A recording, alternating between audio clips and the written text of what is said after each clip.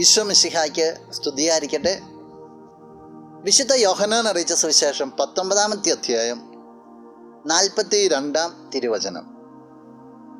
യഹൂദരുടെ ഒരുക്കത്തിൻ്റെ ദിനമായിരുന്നതിനാലും കല്ലറ സമീപത്തായിരുന്നതിനാലും അവർ യേശുവിനെ അവിടെ സംസ്കരിച്ചു. ഇന്നലെ നമ്മുടെ കർത്താവിൻ്റെ മരണത്തെ നമ്മൾ അനുസ്മരിച്ചു. ആ കർത്താവിനെ കുരിശിൽ നിന്നിറക്കി അവർ കല്ലറയിൽ സംസ്കരിച്ചു. നമുക്കറിയാം, നാളെ നമ്മൾ ഈശോയുടെ ഉയർപ്പ് അനുസ്മരിക്കുക.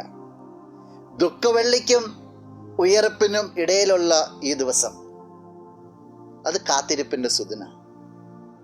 നിനക്ക് വേണ്ടി മരിച്ച നിന്റെ കർത്താവ് ഈ മരണത്തെ പരാജയപ്പെടുത്തിക്കൊണ്ട് ഉയർത്തെഴുന്നേറ്റതിൻ്റെ ഓർമ്മ ആചരിക്കുവാൻ വേണ്ടി നിന്നെ ശക്തിപ്പെടുത്തുന്ന ഒരു ദിവസമാണ്. എന്തിനു വേണ്ടിയാണ് കാത്തിരിക്കണേ? മരണത്തെ പരാജയപ്പെടുത്തിയ ഒരു ക്രിസ്തുവിനെ ദർശിക്കാൻ വേണ്ടിയാണ്.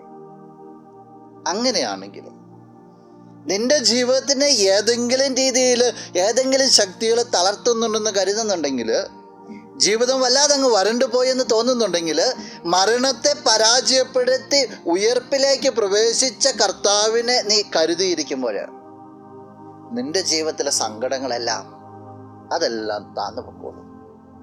ക്ലേശങ്ങളും പ്രതിസന്ധികളും എല്ലാം. കാരണം ഇതിനെ പരാജയപ്പെടുത്തിയതിന് മുമ്പിൽ നമ്മളായിരിക്കുകയാണ്. ഈ ഒരു ആനന്ദം അനുഭവിക്കാൻ നിനക്ക് സാധിക്കട്ടെ. നമുക്കൊരു നിമിഷം ഒന്ന് പ്രാർത്ഥിക്കാം. കണ്ണുകൾ അടച്ച് കരങ്ങൾ കൂപ്പാം. നല്ലവനായ കർത്താവേ, എന്നെ കേൾക്കുന്ന വ്യക്തിയെ സമർപ്പിക്കുകയാണ്. നീ മരണത്തെ പരാജയപ്പെടുത്തിക്കൊണ്ട് ജീവിതത്തിലേക്ക് കടന്നു വരുന്നതിൻ്റെ ഒരു കാത്തിരിപ്പിൻ്റെ ഒരു ഇടവേളയിലാണ് ഞങ്ങൾ.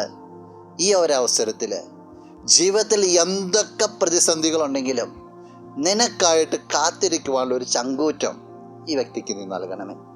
നിന്റെ നാമത്തിൽ ഈ ദിവസം അനുഗ്രഹിക്കപ്പെടട്ടെ, ഇപ്പോഴും എപ്പോഴും എന്നേക്കും. ആമേൻ. ഈശോ മിശിഹായ്ക്ക് സ്തുതിയായിരിക്കട്ടെ.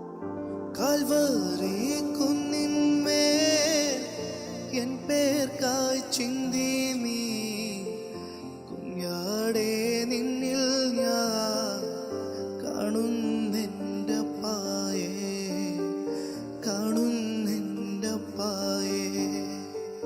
കള്ളന്മാർ നടുവിൽ തേജസായി പൊന്മുഖം